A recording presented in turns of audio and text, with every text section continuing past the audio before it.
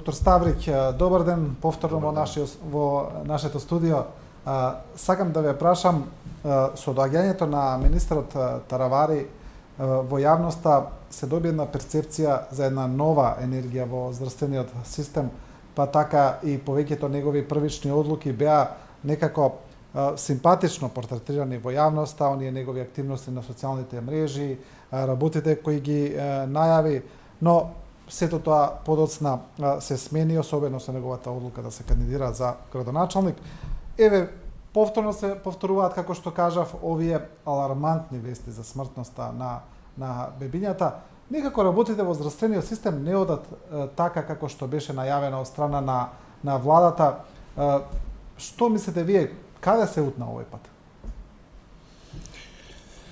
Па, не да не одат или одат тешко, воопшто не одат работите, како што гледаме сите сега во оваа предизборна еуфорија, каде што сме бомбардирани со ветувања повторно и така натаму, ние сепак мора да гледаме реалноста.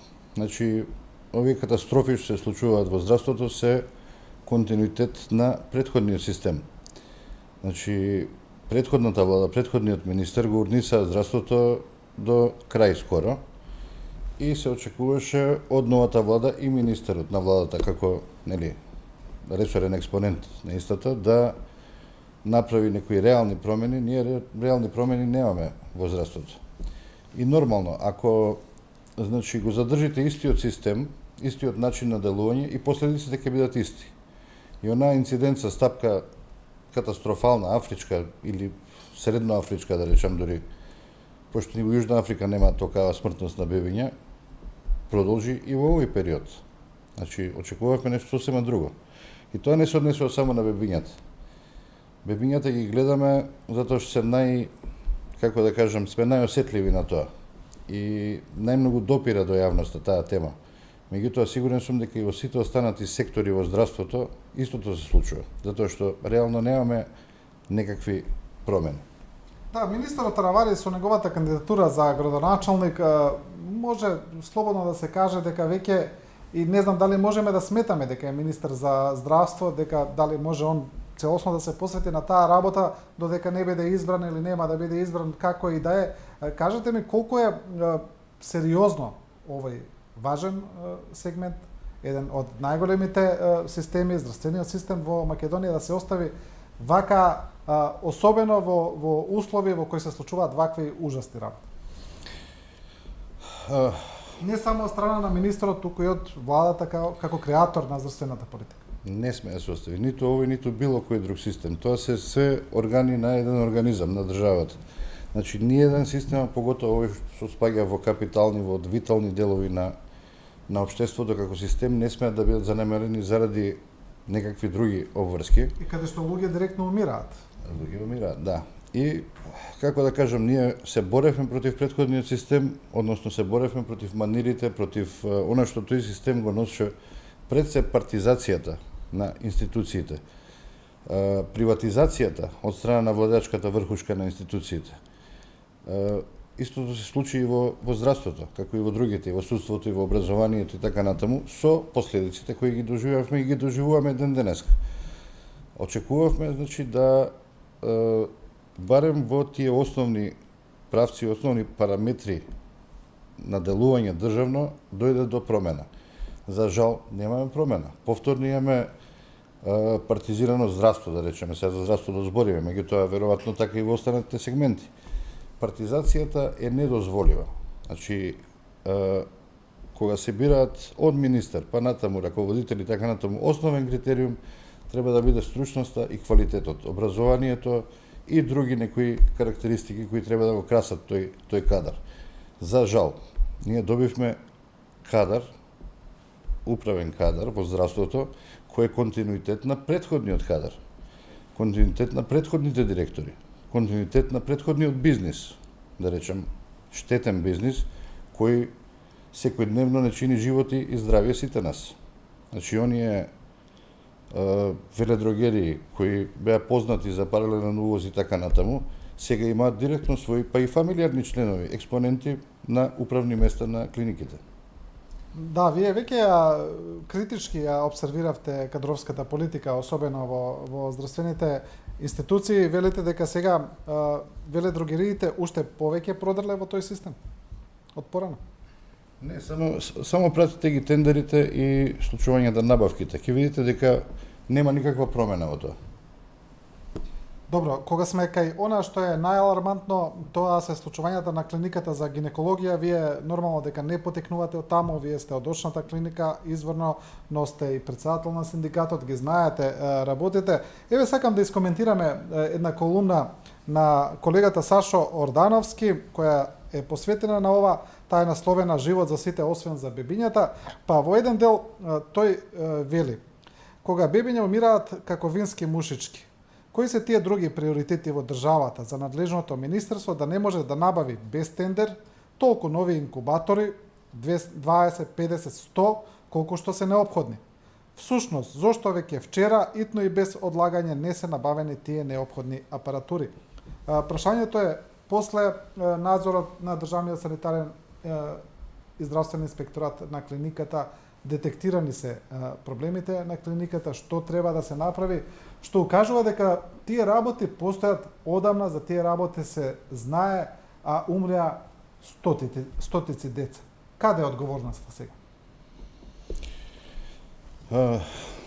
Тешко е нешто на Ордановски да му се додаде, кој ќе каже, значи он генерално све кажал во тој дел.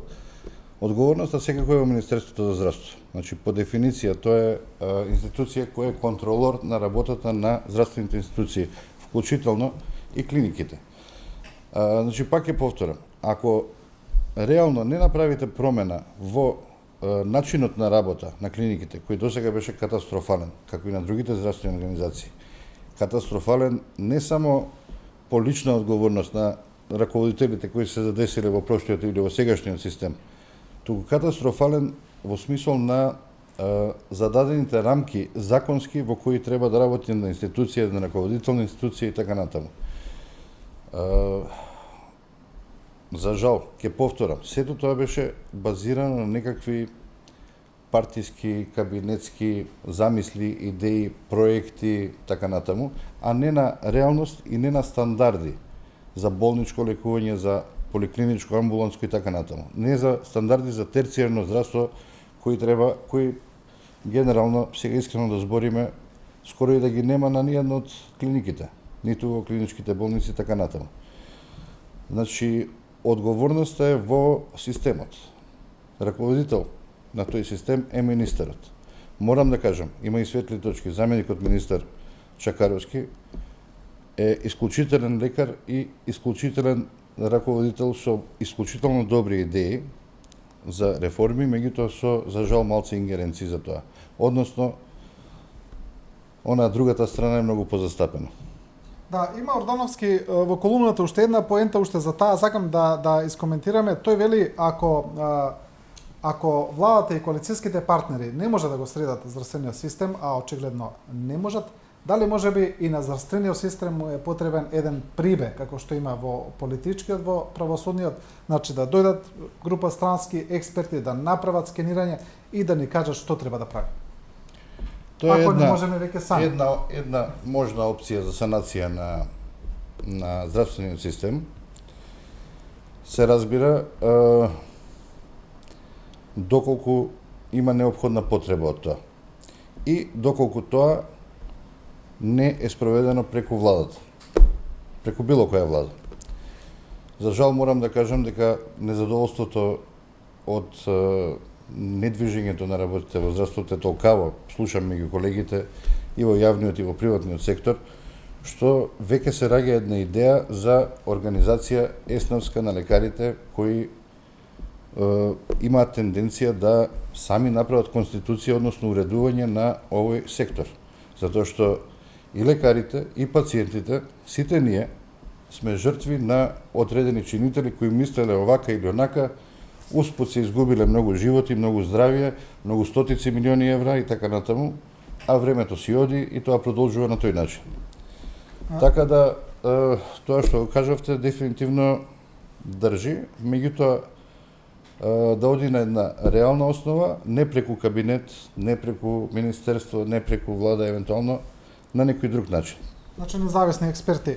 Да, затоа што знаете како истите луѓе кои не избиваа од кабинетот на Тодоров, сега се распоредени по кабинетот на Заев, по кабинетот за Министерство за здравство и така натаму.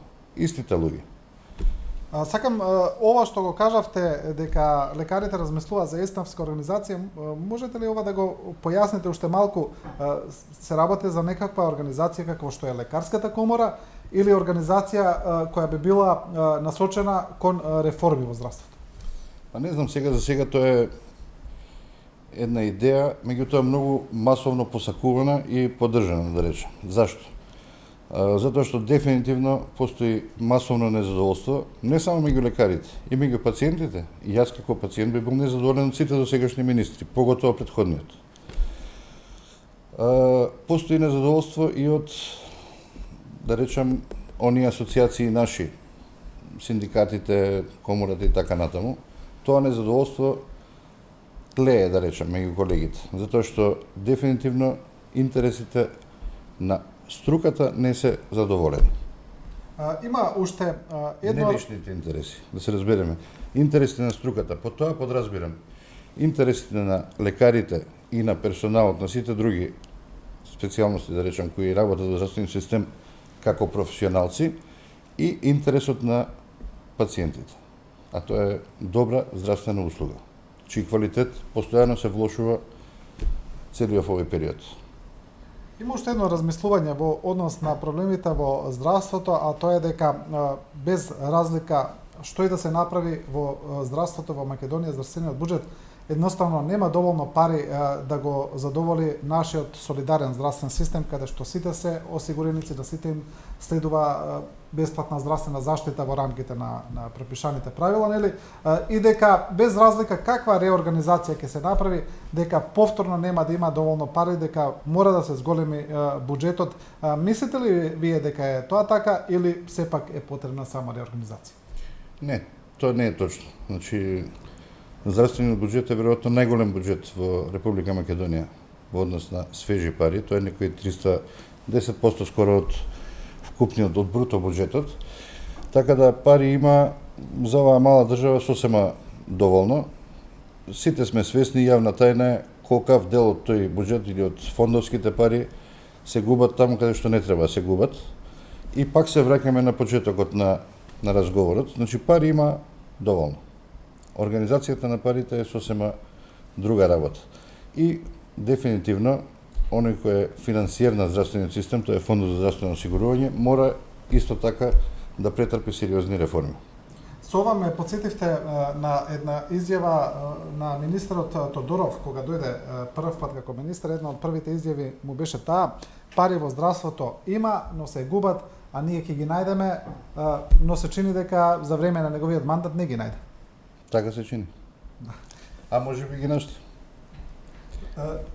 Доктор Ставрик, ви благодарам за овој разговор. Благодарам и вас.